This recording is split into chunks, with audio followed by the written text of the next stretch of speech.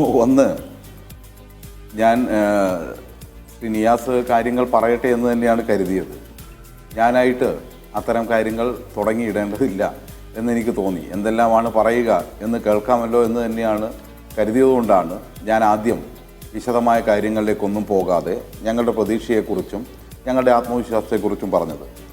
ഇവിടെ നിയാസ് പറയുന്നു വടകര മതേതരമായ ഒരു മണ്ഡലമാണ്.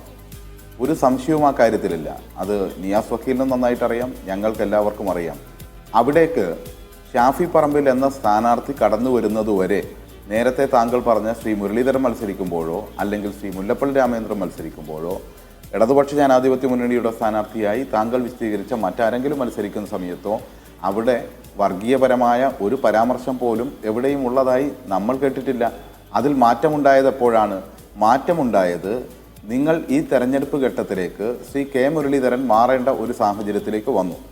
മുരളീധരൻ മാറുന്നത് പത്മജ വേണുഗോപാൽ BJP-യിലേക്ക് പോയ ഒരു ഘട്ടത്തിലാണ്. അതുവരെ നമുക്കറിയാം ശ്രീ മുരളീധരന് വേണ്ടി നാടുടനീളം പ്രചാരണ ബോർഡുകൾ മറ്റെല്ലാം സ്ഥാപിച്ചതിന് ശേഷമാണ് അദ്ദേഹത്തിന് മാറേണ്ടി വന്നത്. അത്തരമൊരു സാഹചര്യം വന്നപ്പോൾ അവിടെ കോൺഗ്രസിൻ്റെ മുന്നിലുണ്ടായിരുന്ന പ്രശ്നം എന്താണ്? അതായത് BJP-യുമായി ചേർന്ന് സഹോദരി പോയതുകൊണ്ട് സ്ഥാനാർത്ഥി മാറേണ്ടി വന്നു. അത്തരമൊരു പ്രശ്നം അവിടെ ന്യൂനപക്ഷത്തിൻ്റെ ഇടയിലും മറ്റെല്ലാ ഇടയിലും നിൽക്കുന്നു. അപ്പോൾ BJP-യുമായി ചേർന്ന് നിൽക്കുന്ന ഒരു രാഷ്ട്രീയം, സംഘപരിവാരവുമായി കൈകോർക്കുന്ന ഒരു രാഷ്ട്രീയം അവിടെയുണ്ട്. അത് ആളുകൾ ശ്രദ്ധിക്കുന്നു. അതുകൊണ്ട് അത്തരമുള്ള ആളുകളിലേക്ക് ഒരു വർഗീയപരമായ രീതിയിൽ ഇടപെടേണ്ടതുണ്ട് എന്ന് തീരുമാനിച്ചത് UDF ആണ്. അതിന് നേതൃത്വം കൊടുത്തത് നിങ്ങളുടെ ഇലക്ഷൻ കമ്മിറ്റിയുടെ കൺവീനറായി ചെയർമാനായി പ്രവർത്തിച്ച ശ്രീ പാറക്കൽ അബ്ദുള്ളയും അതുപോലെ തന്നെ എന്ത് നെറുകേടും ചെയ്യാൻ ഒരു പ്രയാസവുമില്ലാത്ത യൂത്ത് കോൺഗ്രസ് നേതാവ് രാഹുൽ മാങ്കൂട്ടത്തെ പോലെയുള്ള ആളുകളുമാണ് അതിന് നേതൃത്വം കൊടുത്തത്. അല്ലാതെ എല്ലാ കോൺഗ്രസ്സുകാരും അങ്ങനെയാണ് എന്നുള്ള അഭിപ്രായമൊന്നും ഞങ്ങൾ പഠിപ്പിക്കുന്നില്ല. ഇതിൻ്റെ ഭാഗമായി നിന്ന് ഈ നാടിനെ വിഭജിക്കാനുള്ള പ്രവർത്തനങ്ങൾ നിങ്ങൾ ആരംഭിച്ചു. നിങ്ങൾ ആരംഭിച്ചത് ഓരോന്ന് ഏതെങ്കിലും നിങ്ങൾക്ക് നിഷേധിക്കാൻ വേണ്ടി പറ്റുമോ? ഒന്ന്, നിങ്ങൾ പറഞ്ഞ ഓരോ കാര്യങ്ങളായി പറയാം. റിപ്പോർട്ടർ ചാനലിലെ അരുൺകുമാർ ടീച്ചറുമായി നടത്തിയ ഒരു ഇൻ്റർവ്യൂ, ആ ഇൻ്റർവ്യൂവിൽ മുസ്ലിങ്ങളെല്ലാം തീവ്രവാദികളാണ് എന്ന് പറയുന്നു എന്ന് പ്രചരിപ്പിക്കാൻ നിങ്ങൾ ആ വീഡിയോ എഡിറ്റ് ചെയ്ത് പ്രചരിപ്പിച്ചിട്ടില്ലേ? അങ്ങനെ എന്തെങ്കിലും ഇടതുപക്ഷത്തിൻ്റെ ഭാഗത്ത് നിന്നുണ്ടായിട്ടുണ്ടോ?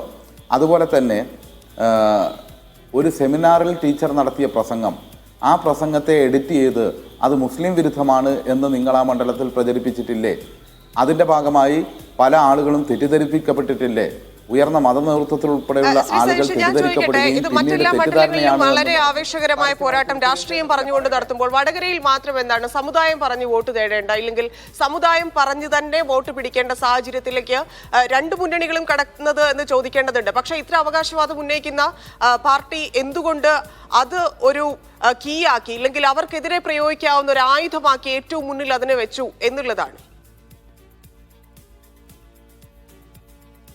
അല്ല, നിങ്ങൾ ചോദിച്ച ചോദ്യം എന്താണെന്ന് എനിക്ക് മനസ്സിലായില്ല. ഞാനിങ്ങനെ പറഞ്ഞു വരുമ്പോൾ അതിൻ്റെ ഇടയിലൂടെ ഇടപെടൽ നടത്തണമെന്നുള്ളതുകൊണ്ട് എന്തോ ഒരു ചോദ്യം ചോദിച്ചാണോ? രണ്ട് മുന്നണികളും ആ തരത്തിൽ പ്രവർത്തിച്ചിട്ടില്ല. അത് താങ്കൾക്ക് എവിടെ നിന്ന് കിട്ടിയ വെള്ളപൂശലോ? എൻ്റെ അഭിപ്രായമാണ് ഞാൻ പറഞ്ഞുകൊണ്ടിരിക്കുന്നത്. ആ അഭിപ്രായത്തിൻ്റെ ഇടയിൽ താങ്കൾക്ക് മറ്റെന്തെങ്കിലും അഭിപ്രായം ഉണ്ടെങ്കിൽ ഞാൻ പറഞ്ഞതിന് ശേഷം പറയുക. ഞാൻ ഇവർ ചെയ്ത കാര്യങ്ങൾ എണ്ണി പറയുകയാണ്. അവർക്ക് അങ്ങനെ പറയാനുണ്ടെങ്കിൽ അവർ പറയട്ടെ. അതിൻ്റെ ഇടയിൽ ഇരുമുന്നണികളും അങ്ങനെയാണെന്ന് സ്ഥാപിക്കാൻ നിങ്ങൾക്ക് എന്തെങ്കിലും ലക്ഷ്യമുണ്ടെങ്കിൽ ഞാൻ പറഞ്ഞതിന് ശേഷം താങ്കൾ അത് പറഞ്ഞോളൂ. എനിക്കതിൽ അഭിപ്രായ വ്യത്യാസമൊന്നുമില്ല. പക്ഷേ ഞാൻ പറഞ്ഞു വന്ന ഇതാണ്, ഒരു സെമിനാറിൽ ടീച്ചർ നടത്തിയ പ്രസംഗം ഉൾപ്പെടെയുള്ള കാര്യങ്ങൾ വളച്ചൊടിച്ച് എഡിറ്റ് ചെയ്ത് പ്രചരിപ്പിച്ചു. ആരാ പ്രചരിപ്പിച്ചത്? UDF-ന്റെ ആളുകളല്ലേ? അതിൻ്റെ പേര് കേസില്ലേ? അത് പല മതനേതൃത്വത്തിൽപ്പെട്ട ആളുകൾ പോലും അത് കേട്ട് തെറ്റിദ്ധരിപ്പിച്ചു പോയി. അതിൻ്റെ ഭാഗമായി അവർ ഞങ്ങൾ തെറ്റിദ്ധരിച്ചതാണ് എന്ന് പിന്നീട് പറയുന്ന സാഹചര്യം വന്നു.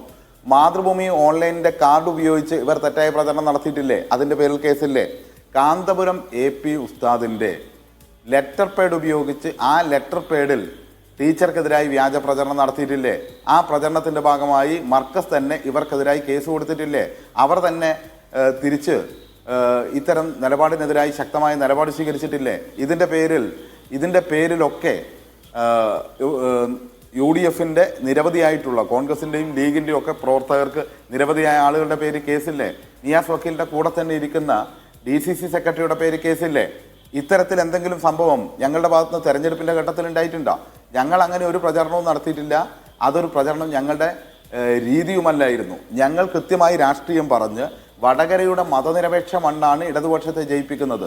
അത് ഞങ്ങൾക്കറിയാം. ആ മതനിരപേക്ഷത ഊട്ടിയുറപ്പിക്കാനുള്ള നിലപാട് സ്വീകരിച്ചുകൊണ്ടാണ് ഞങ്ങൾ മുന്നോട്ട് പോയത്.